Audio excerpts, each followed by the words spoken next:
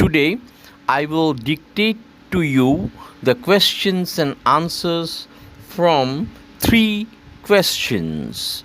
But before I give you the answers and questions, let me tell you something about the writer, Count Leo Tolstoy. His full name was Count Lev Nikolaevich Tolstoy. He is known better throughout the world as simply by his short name, ছোট নাম, তার সংক্ষিপ্ত নাম Leo Tolstoy হিসেবেই তিনি পৃথিবী বিখ্যাত। He was a great Russian writer of worldwide fame. তিনি পৃথিবী বিখ্যাত একজন রাশিয়ান লেখক ছিলেন। And he ranks among the greatest novelists in world literature. শুধু রাশিয়ান নয়, সারা পৃথিবীর সাহিত্যের তিনি একজন অসামান্য লেখক হিসেবে পরিগণিত। Being dissatisfied with living among Moscow's high society, he volunteered for the Russian army and retired from military service in 1856. But যেটা বললেনি একটু, যে তার এই কাউন্ট হচ্ছে উচ্চপদস্থ, আমাদের এখানে জমিদার বা এই রকম একটা উচ্চ বিত্তশালী ক্ষমতাশালী একটা পদ ছিল রাশিয়ান সমাজে। তো তিনি বিত্তশালী উচ্চবংশীয় ইত্যাদি হওয়া সত্ত্বেও তিনি সেই রিচ লাক্সুরিয়াস যে মস্কোর সমাজ তার থেকে দূরে সরেছিলেন এবং রাশিয়ান আর্মিতে যোগ দেন এবং মিলিটারি সার্ভিস থেকে 56-এ তিনি অবসর নেন এবং পরবর্তীকালে in his later life he renounced all his estate and property. তিনি অসামান্য দরের শুধু লেখকই ছিলেন না, একজন অসামান্য মানুষও ছিলেন। He was a great man also, not only a great writer but also a great person at heart. He renounced all his property and estate. তার সমস্ত সম্পত্তি ইত্যাদি তিনি দান করে দেন গরিব মানুষদেরকে। and lived a life of a peasant, এবং অতি সাধারণ এক কৃষকের মতো জীবনযাপন করতেন। এবং পরবর্তীকালে thereafter he started writing mostly on moral themes, যেটা এই গল্প যে ধরনের আর কি, তিনি মরাল থিম অর্থাৎ মানবিক মূল্যবোধের শিক্ষামূলক গল্প রচনা শুরু করেন, যার রিপ্রেজেন্টেটিভ লেখা হচ্ছে থ্রি কোয়েশ্চেন্স।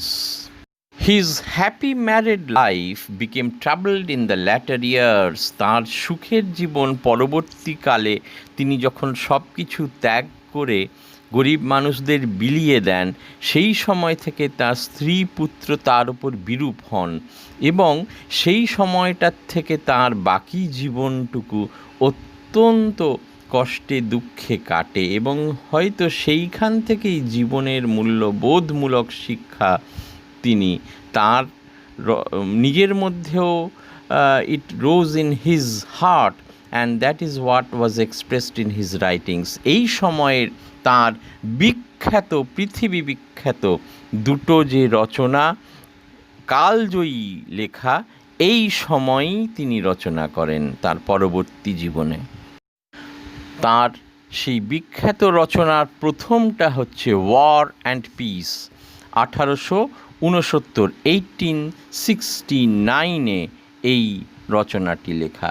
এটা খুব বড় একটা ডিকশনারির মতো মোটা গল্প, পড়তে it will take a lot of time. What I advise is that you can see the American film. American একটা ফিল্ম হয়েছে এই গল্পটার উপরে, তোমরা ফিল্মটা দেখে নিতে পারো, সেটা অসাধারণ। It will give you the idea of the wonderful story in a very short time.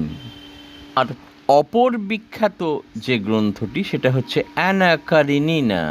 এটা 1875 to 1877 এই সময়ের লেখা। এটিও একটি অসামান্য গল্প এবং এটির ওপরেও একটা ফিল্ম আছে। There is a film on this story also, this novel also. You can see that film also. then you will get an idea of the stature of his writings. যদিও সিনেমা দেখে গল্পের সব কিছু জানা হয় না, তবুও at least it will give you some idea. That's why I'm advising you. আমরা ওনার বিখ্যাত উপন্যাসগুলোর কথা বললাম, ওগুলো সিনেমা হয়েছে, তোমরা দেখে নিতে পারো। নাও let us know about some of his very famous short stories. তার বিখ্যাত কিছু, পৃথিবী বিখ্যাত কিছু ছোট গল্প রয়েছে, তার একটা লিস্ট তোমাদের আমি এখানে দিচ্ছি। এগুলো তোমরা নেটে ডাউনলোড করে পড়ে নিতে পারো, কারণ ইন্ডিভিজুয়ালি আর তোমরা কোথায় পাবে। You can read them in the internet, search in the Googles, find the story and read them. ভীষণ সুন্দর গল্প সবগুলোই। এবং তোমরা, আমি আর একটা কারণেও I am telling you the names of the stories, এগুলো তোমাদের যে 12-এ প্রজেক্ট আছে, সেই প্রজেক্টের যে ড্রামাটাইজেশন অফ এ স্টোরি, ওটা বোধহয় 11-এ ছিল, তোমাদের স্ক্রিপ্ট রাইটিং ইত্যাদি, ইন্ডিয়ানাইজেশন, এই সমস্ত যেগুলো প্রজেক্ট আছে 12-এ, সেই প্রজেক্টের কাজেও কিন্তু এই স্টোরিগুলোকে তোমরা ব্যবহার করতে পারো। You may use this stories in your project for Indianisation of a story etcetera which you have in your syllabus. Okay, তো নেমগুলো খেয়াল করো, the imp and the crust. Next story, too dear. Then after the dance. আর একটা বিখ্যাত গল্প হচ্ছে God sees the truth but waits. And finally Vasilisa's doll. এটা আর একটা বড় গল্প, little girls wiser than men, সেখান থেকে সংক্ষিপ্ত আকারে নেওয়া। তো এই গল্পগুলো তোমরা দেখতে পারো। এছাড়াও there are plenty of other short stories also, but I am referring only to those which are most famous. Okay, now let me begin dictating to you the questions and answers. আমি প্রশ্ন উত্তরগুলো তোমাদের dictate করি। আচ্ছা, তোমরা এখানে লেখার চেষ্টা করবে। আর একটা কথা হচ্ছে কি, you take a screenshot of this, আর আমি ডেসক্রিপশান বক্সেও দিয়ে দেবার চেষ্টা করছি। তো সেখান থেকে তোমরা কোয়েশ্চেন আনসারগুলো পাবে, বা স্ক্রিনশট নিয়ে নেবে, খাতায় লিখে নেবে। মোবাইলে তো পড়া সম্ভব না, so do that as a part of your study. Now let me begin. Question number 1. This is a very important question of this lesson. What were the 3 questions of the Tsar? জারের এই 3টি প্রশ্ন কি ছিল? গল্পের যে নাম 3 question, সেই 3টি question প্রশ্ন কি ছিল? Why were the questions important for him? প্রশ্নগুলি কেন জারের কাছে, হিম বলতে জারের কাছে, ইম্পর্টেন্ট ছিল? Answer. The 3 questions of the Tsar were repeated thrice with slight variation at each time. The questions were, what was the right time to begin an action? প্রথম প্রশ্নটা হচ্ছে, একটা কাজ শুরু করার সঠিক সময় কি? That is, how can he, that is the Tsar, learn to do the right thing at the right time? এখানে একটা টাইপিং এরার হয়ে গেছে, টু ডু অ্যান্ড বসে গেছে, অ্যান্ডটা হবে না, to do the right thing, অ্যান্ডটা হবে না। Okay, please take note of that. And the second question was, who were the right people to listen to and whom to avoid? কে হচ্ছে ঠিক ব্যক্তি যার কথা আমাদের শোনা উচিত, এবং কাকে, কাকে অ্যাভয়েড করা উচিত, এড়ানো উচিত। দ্যাট ইজ, অর্থাৎ who are the most necessary people, কে হচ্ছে সবচেয়ে প্রয়োজনীয় ব্যক্তি, he needs most to pay attention to, মানে জার আর কি, এখানে he is the tsar, needed most to pay attention to. And the third question was, তৃতীয় প্রশ্নটা হচ্ছে, what was the most important thing for him to do, or the affairs that needed his first attention, বা কোন বিষয়গুলির ওপর তার প্রথম দৃষ্টি নিক্ষেপ করা উচিত। The Tsar felt that if he knew the answers to these 3 questions, জারের মনে হয়েছিল যে যদি তিনি এই 3টি প্রশ্নের উত্তর জানতে পারেন তাহলে he would never fail in anything he might undertake, তাহলে তিনি যে কোনো কাজই নিক না হাতে সেই কাজে তিনি কখনোই ফেল বা ব্যর্থ হবেন না। খেয়াল করে দেখো, এই 3টে প্রশ্ন কিন্তু আমাদের ক্ষেত্রেও প্রাসঙ্গিক, জারের ক্ষেত্রে যেমন আমাদের জীবনের ক্ষেত্রেও প্রাসঙ্গিক এই 3টি প্রশ্ন এবং তার উত্তর। ঠিক আছে, তাহলে এবার আমরা সেকেন্ড কোয়েশ্চেনে যাচ্ছি, দ্বিতীয় প্রশ্নে যাই, মানে আমাদের প্রশ্ন, জারের প্রশ্ন নয় আবার। What did the Tsar do to find the answers to his 3 questions? Tsar এই 3টি প্রশ্নের উত্তর পাবার জন্য কি করেছিলেন? Did he succeed at first, প্রথমেই কি তিনি সফল হয়েছিলেন? হোয়াই, কেন? Let me now read the answer. The Tsar proclaimed to give a great reward to anyone who could answer his 3 questions. Jar ঘোষণা, প্রোক্লেইম মানে ঘোষণা করেছিলেন, to give a great reward, একটা বিরাট অঙ্কের পুরস্কার, রিওয়ার্ড, টু এনিওয়ান, যাকে তার উত্তর, যে আর কি তাকে তার এই প্রশ্নের উত্তরগুলি দিতে পারবে।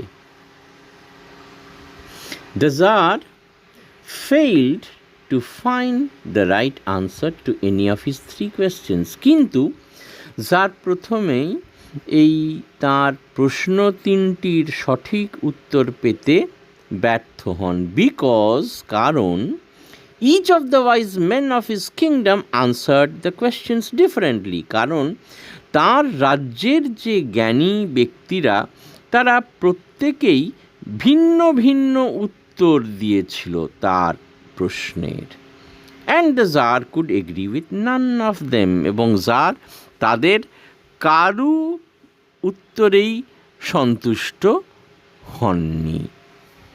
Question number 3, why do you think the answers of the wise men were different from each other? এই জ্ঞানী ব্যক্তিদের 3টি প্রশ্নের উত্তর কেন ভিন্ন ভিন্ন হয়েছিল বলে তোমার মনে হয়? Answer, actually these 3 questions of the Tsar were related to the deeper issues of life. জারের যে 3টি প্রশ্ন ছিল, এই 3টি প্রশ্ন হচ্ছে জীবনের গভীর বিষয় সম্পর্কিত। As it was natural for different men to have different perceptions of life, so naturally their viewpoints varied from each other. যেহেতু বিভিন্ন মানুষের জীবন সম্পর্কে দৃষ্টিভঙ্গি আলাদা আলাদা, তাই স্বাভাবিকভাবেই তাদের দৃষ্টিভঙ্গি আলাদা হওয়ার জন্য এই একই প্রশ্নের উত্তরও তাদের ক্ষেত্রে আলাদা আলাদা হয়েছিল, ভিন্ন ভিন্ন হয়েছিল। their answers were different from each other. আচ্ছা, এবার কোয়েশ্চেন নাম্বার 4, 5, 6, এই 3টে আমি শুধু প্রশ্নগুলোই দিচ্ছি। These are not very important from the point of view of examination, কিন্তু তাও প্রশ্ন আসতে পারে বলে আমি দিচ্ছি। এর উত্তরগুলোও সহজ, তোমার টেক্সট থেকেই তুমি আনসারগুলো লিখে নিতে পারবে। That's why I didn't give the answers, I am just giving the questions.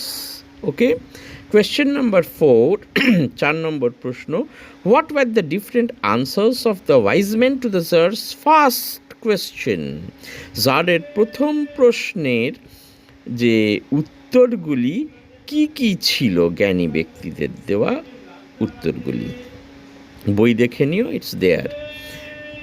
Question number 5, what were the different answers of the wise men to the Tsar's second question? জারের দ্বিতীয় প্রশ্নের উত্তরগুলি কি কি ছিল জ্ঞানী ব্যক্তিদের দেওয়া উত্তর আর কি। Question number 6, what were the different answers of the wise men to the Tsar's third question? জারের তৃতীয় প্রশ্নের উত্তরগুলি কি কি ছিল জ্ঞানী ব্যক্তিদের। Come now to the 7th question 7 নম্বর প্রশ্নে এবার আমরা আসি। The question may be asked in two different ways, so I have given the question also accordingly in two ways. দুইভাবে আমি প্রশ্নটা দিচ্ছি, দুইভাবে আসতে পারে, আনসার কিন্তু একই হবে। Okay, question number 7, what did the jar finally do to find the answers to his 3 questions? Tsar তার এই 3টি প্রশ্নের উত্তর খোঁজার জন্য অবশেষে ফাইনালি কি করেছিলেন? অথবা or whom did the Tsar finally decide to consult to find the answers to his 3 questions? Jar অবশেষে তার এই 3টি প্রশ্নের উত্তর পাবার জন্য কাকে কনসাল্ট করার সিদ্ধান্ত নিয়েছিলেন বা মনস্থ করেছিলেন? এবং কনসাল্ট মানে পরামর্শ করা আর কি। আর হাউ ডিড হি অ্যাপ্রোচ হিম, কীভাবে তিনি তার কাছে গিয়েছিলেন, অ্যাপ্রোচ করেছিলেন এবং কেন, হোয়াই? এবার answer, the jar finally decided to meet a wise hermit famous for his wisdom.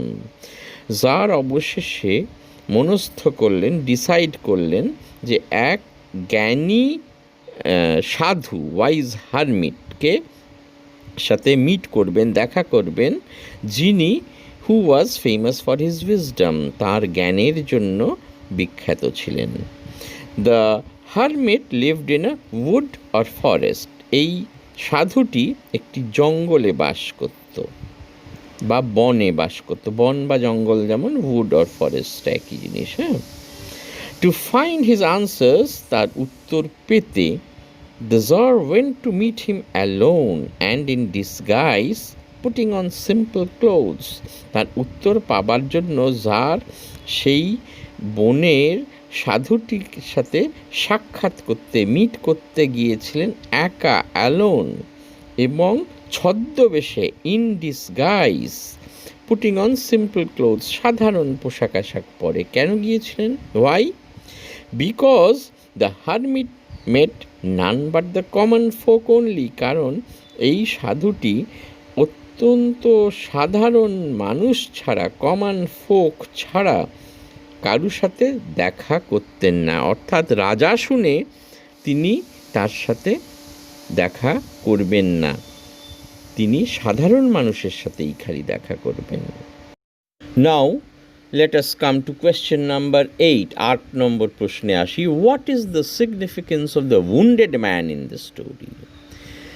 আহত ব্যক্তিটির তাৎপর্য বা গুরুত্ব কি এই গল্পে? মানে সে চরিত্রটা যদি না থাকতো তাহলে কি হতো? কাজেই তার গুরুত্ব কি গল্পে? What is the function, significance, importance ইত্যাদি of the wounded man? The wounded man happened to be an enemy of the Tsar. আনসারটা বলি এবার।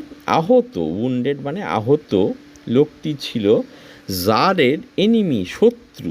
Because he had wronged him in some way. হি মানে জার তার প্রতি, মানে এই লোকটিকে কোনোভাবে তার প্রতি অন্যায় করেছিলেন, তাই লোকটি তার জারের শত্রু ছিল।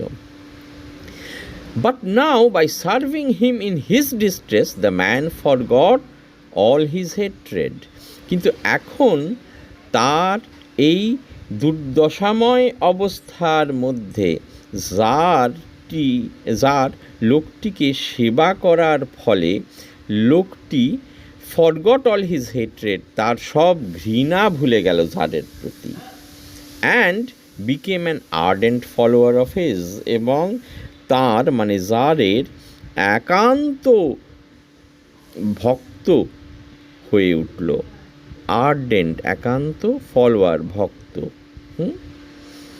Thus the wounded man turned out to be a perfect example from life, whom the wise hermit could cite to explain to the Tsar the answer to his 3 long sought after questions.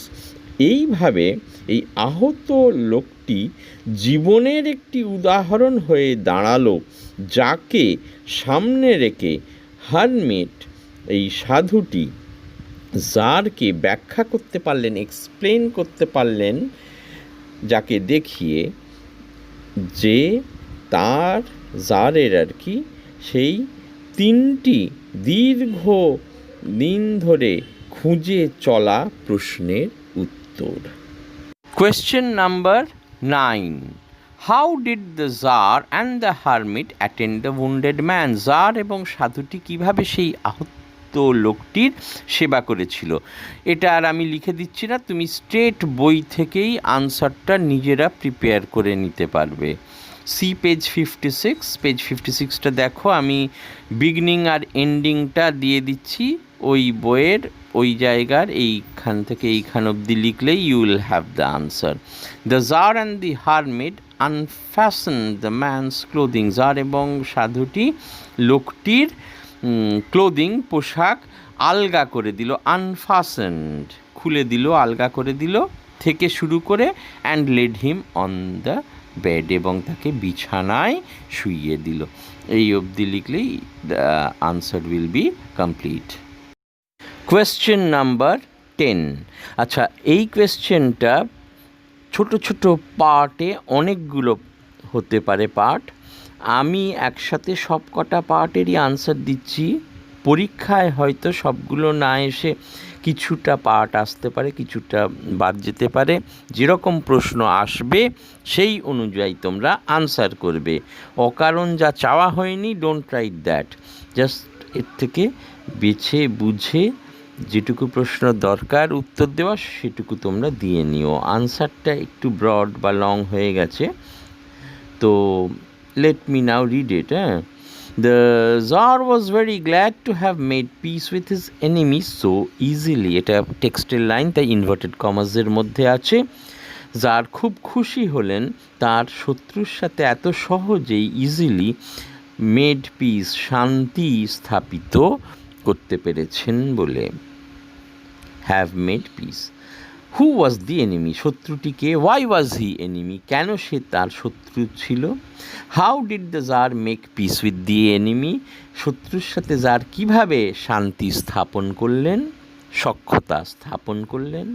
What lesson did the czar learn from this incident? এই ঘটনা থেকে jar কি শিক্ষা পেলেন বা নিলেন? Answer এবার, হ্যাঁ, এক এক করে। The czar's enemy was the wounded man. আহত লোকটি ছিল সেই জারের enemy. He was the czar's enemy because he wanted to kill the jar and take revenge on him for executing his brother and seizing his property. লোকটি জারের শত্রু ছিল কারণ জার তার ভাইকে এক্সিকিউট করে, হত্যা করে তার প্রপার্টি, সম্পত্তি সিজ বা অধিগ্রহণ করেছিলেন বলে। সেকেন্ড পার্টে, সেকেন্ড প্যারাগ্রাফে উত্তরটা আছে সেকেন্ড পার্টের। The czar made peace with the wounded man by nursing his wounds and taking care of him. Czar এই আহত লোকটির সাথে শান্তি স্থাপন, সখ্যতা স্থাপন করলেন তার ক্ষত উন্ডগুলিকে নার্স করে, শুশ্রূষা করে। নার্সিং মানে হচ্ছে শুশ্রূষা করা। And taking care of him, তার যত্ন নিয়ে।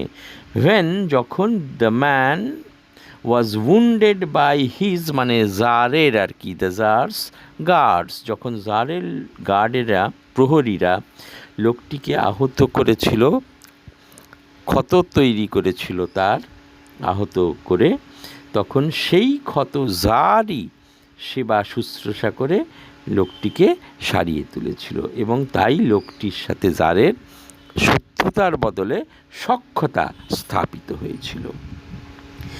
নেক্সট থার্ড পার্টটা পড়ি, যে জার কি শিক্ষা, লেসন নিলেন এই ঘটনায়। By attending the wounded man the czar learned a great lesson of life. এই আহত লোকটিকে সেবা করার মধ্যে দিয়ে জার একটি জীবনের মহান শিক্ষা পেলেন। That the most necessary man is the one with hmm one is at present. যে লোকটির সাথে আমরা বর্তমানে রয়েছি সেই লোকটিই আমার কাছে সবচেয়ে গুরুত্বপূর্ণ লোক, নেসেসারি ম্যান।